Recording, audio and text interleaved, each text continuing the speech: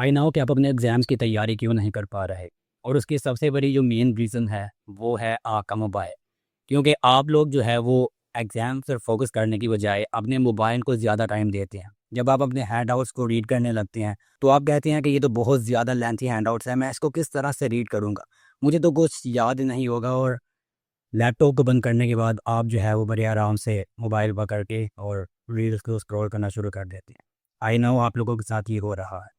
तो सबसे पहले क्या करना है, मोबाइल को पकड़ें और इसको साइड पे रख दें। साइड पे रखने के बाद आपने अपने हैंडआउट्स पे फोकस करना है। क्यों? आप समझते हैं कि हम पास्ट फाइल्स, शॉर्ट लेक्चर्स या फिर एआई की हेल्प ले लेंगे और हैंडआउट्स हमसे नहीं पढ़े जाते, हैंडआउट्स को हमने रीड नहीं करना।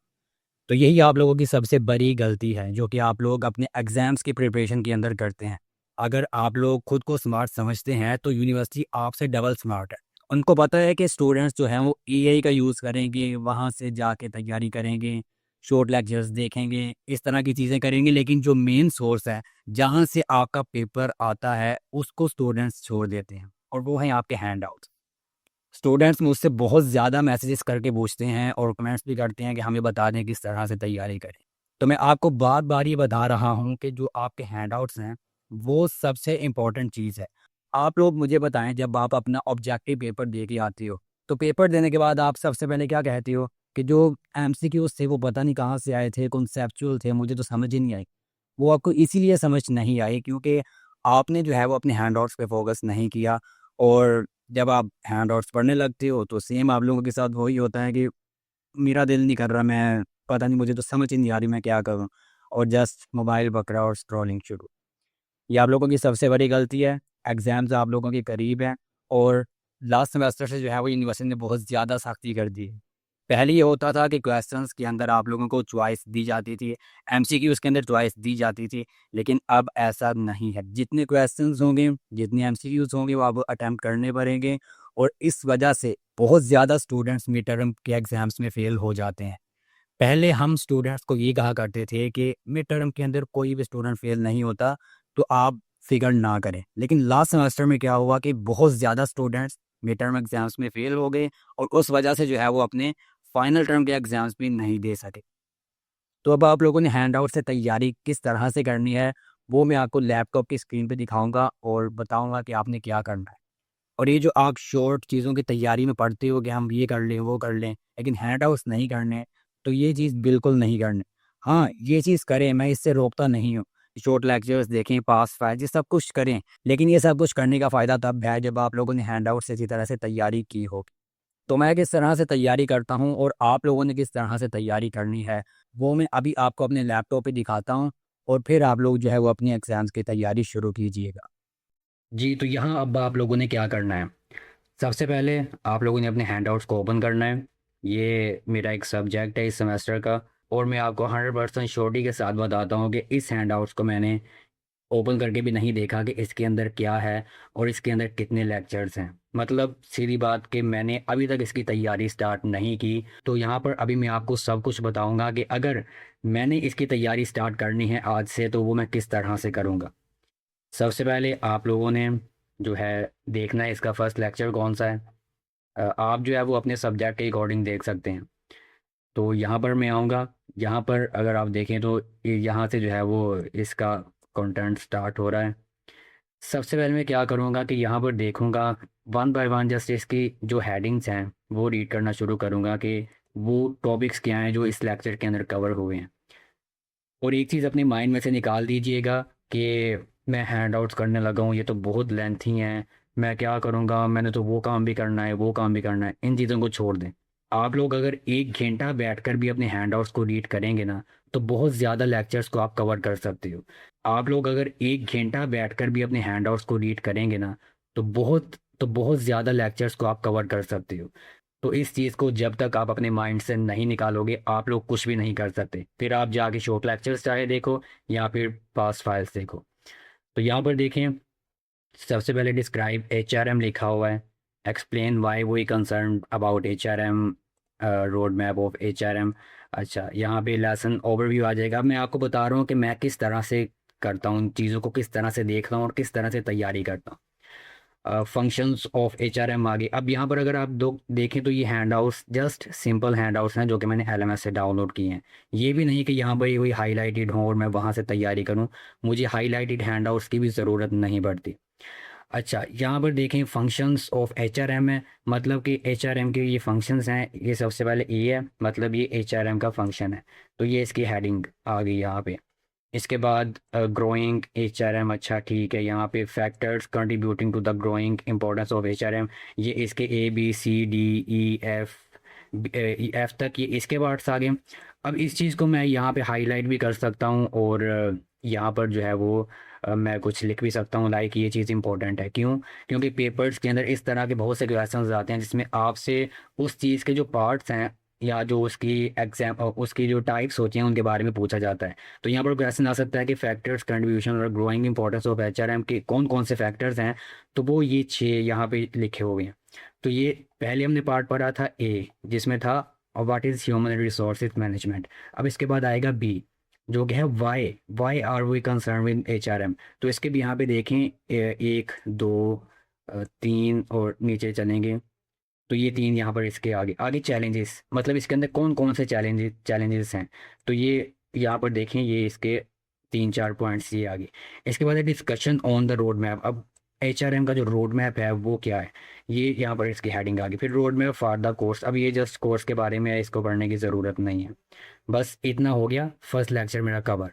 अब अगर इसमें से कोई चीज़ को मैंने याद करना हुआ, जैसे फॉर एग्जांपल यहाँ पे why are concern with HRM के यहाँ पे 3 टॉपिक्स हैं, तो मैं क्या करूँगा कि अपने लैपटॉप पर मैं जो है वो कोई भी फाइल एमएस वर्ड की या फिर टेक्स्ट डॉक्यूमेंट को मैं यहाँ भी ओपन कर लूँगा। और इसको ओपन करने के बाद यहाँ भी अगर आप लोग देखें तो जैसे लिखा है why are we concern with HRM, तो जो कंसर्न है उसके ये जो नाम्स हैं वो मैं एक दफ़ा यहाँ से पढ़ूंगा। Help you get result through others, help you avoid common personal mistakes, help you gain competitive advantage. अच्छा, इनको पढ़ने के बाद मैं एक दफ़ा खुद से यहाँ पर लिखने की कोशिश करूँगा। तो जैसे मैंने पढ़ लिया हेल्प यू गेट रिजल्ट, ये आपको हेल्प करता है कि गेट रिजल्ट थ्रू अदर्स, दूसरों से फ़ायदा हासिल करें। Help you get result, help you get result, इधर देख भी सकते हैं, कोई मसला नहीं। Help you get result through others, ये पहला आ गया। इसके बाद है help you avoid common personal mistakes, आपको हेल्प करता है कि आप अवॉइड करें कॉमन पर्सनल, आम तौर पे जो पर्सनल मिस्टेक्स होती हैं। इस तरह से मैं अब यहाँ पे आके इसको लिखूंगा, help you avoid common mistakes. इसी तरह मैं तीसरा पॉइंट यहाँ पे लिखूंगा। ये लिखने से क्या होगा कि एक तो मुझे पता चल गया कि ये यहाँ पर कुछ कंसर्न है, और दूसरा मेरी प्रैक्टिस होगी। इसके बाद यहाँ पर मैं आऊँगा नीचे, कुछ बुक्स के लेक्चर्स के एंड में इस तरह से की टर्म्स लिखे होते हैं, तो इन चीज़ों को भी आप लोगों ने एक दफ़ा रीड कर लेना है, क्योंकि इस तरह की डेफिनेशंस एग्जाम के अंदर आ जाती हैं। और इसके बाद लेसन 2 स्टार्ट हो गया। इसके बाद ये है इसेंशियल्स ऑफ मैनेजमेंट, मैनेजमेंट के इसेंशियल्स क्या हैं, कॉन्सेप्ट, ये देखिए फिर से कॉन्सेप्ट एंड इसेंशियल मैनेजमेंट के अंदर 1 2 यहाँ पे पॉइंट्स हैं, और ये 2 सेकंड पॉइंट है इसके अंदर ए बी, ठीक है, सी डी। इसके बाद ये तीसरा पॉइंट आ गया। तो जस्ट ये चीज़ें याद करें, और अगर आप चाहते हैं कि आप इस चीज़ को भी पढ़ लें तो जस्ट इसको एक दफ़ा पढ़ें। पढ़ने के बाद कॉन्सेप्ट लें कि इसमें लिखा गया है, जैसे strategic managers are the senior executive of an organisation. तो इसको पढ़ने जैसे ही पढ़ना है, पढ़ने के साथ ही आपके माइंड में थोड़ा सा कॉन्सेप्ट बैठ जाएगा कि ये चीज़ क्या है। ठीक है, इस तरह से करते करते आप लोग जो है वो एक दफ़ा इसको गो थ्रू कर लें। ठीक है, अब अगर आप लोग चाहें तो एक एक लेक्चर करके इसको एआई पे पेस्ट करें और उसे कहें कि इसमें जो इंपॉर्टेंट क्वेश्चंस या एमसीक्यूज़ हैं वो मुझे निकाल कर दो, तो वो मैं आपके सामने ये चीज़ करके आपको दिखाता हूँ। जैसे, लेकिन उससे पहले आप लोगों ने लेक्चर को लास्ट भी पढ़ लेना है। पढ़ने के बाद आपने यहाँ पे लेक्चर को कॉपी करना है नीचे तक जहाँ पे लेक्चर ख़त्म हो रहा है। 1 बाय 1 लेक्चर्स को कॉपी करके कर लें, या फिर एक दफ़ा ही अगर आप 5 लेक्चर्स पढ़ते हैं, 8 लेक्चर्स पढ़ते हैं, जितने भी, उनको आपने कॉपी करके इस तरह से यहाँ पे पेस्ट कर देना है। तो इसको यहाँ पे कॉपी करें, और कॉपी करने के बाद आपने चैट जीपीटी पे जाके इसको करना है पेस्ट, और लास्ट में आप लोगों ने यहाँ पे लिखना है कुछ अपने हिसाब से। आप कुछ भी लिख सकते हैं जो आपको चीज़ चाहिए, जैसे मैं यहाँ पर लिख रहा हूँ कि this is my lecture 1 of MGT 501 था, आई थिंक MGT 501 जी, MGT 501। Please give me important objective and subjective. एक चीज़ आप लोगों ने ये लिख दी। दूसरा, अगर आप लोग चाहते हैं कि अभी ये टेस्ट मेरा ना ले, अभी मैं जस्ट देखना चाहता हूँ कि इसके अंदर कौन कौन सी चीज़ें हैं और मैं चाहता हूँ कि मुझे इन चीज़ों का आंसर भी मिल जाए, तो आप जस्ट आगे लिख दें, also give me the answers of R. Just इतनी चीज़ आप लोगों ने लिखनी है। और अगर थोड़ा सा और आप इसको क्लैरिफाई करना चाहते हैं तो आप और बता सकते हैं कि I am preparing my mid terms, so please give me important topic to।